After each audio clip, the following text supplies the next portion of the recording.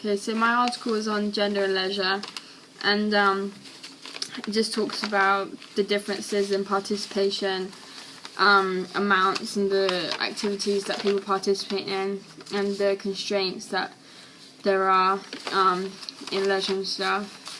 Starts off by talking about, it says you can fit it into 3 main themes that like most of the research has come up with about the participation stuff. And it says that the first theme is the participation of the activities due to gender stereotype specific activities.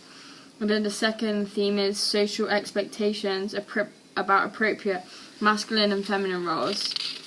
And then the third theme is gendered outcome of leisure.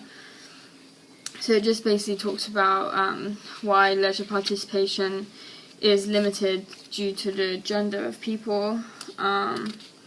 First of all, it says that the research said that there wasn't that much different overall between the amount of time participating in leisure for male and females, but it says that women are more likely than men to experience time crunch if they have a certain amount of time that they could have leisure in. Women tend to think they have less time than they actually do, so men would try and fit leisure in, I think, a bit more than women. That's what it was kind of saying. And then it starts talking about some of the sports that tend to be gender specific, and it gives some examples of specific men and women, the sports that are seen as like specific for them genders. Also, it talks about the constraints that we talked about in the other ones with the intra, and structural constraints.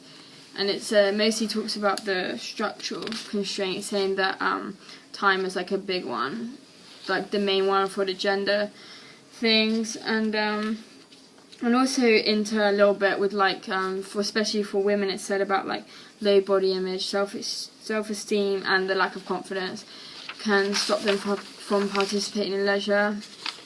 And then that's basically it. It just talks about the different stuff, and just saying like that. So some questions is, have you ever had any experiences where you haven't been able to participate, or people have like kind of seen that like you're participating in the different sport? Like if you say they see football as a men's sport, like have you ever participated in, let's say, football if you're a woman, and has anyone kind of said anything or like thought differently about you because it seems a men's sport and you're doing it?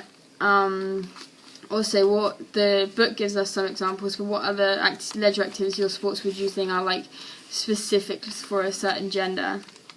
Also, the author talks about the constraints that men and women have when it comes to participating in sport and leisure activities. Like, what do you think, or have had experience of, which you tend to think are like the constraints that they have, specifically due to the different genders or stuff. And then, what are the main things that you got out of this article? Is there anything that you kind of thought was right, or maybe that you didn't agree with when it came to it?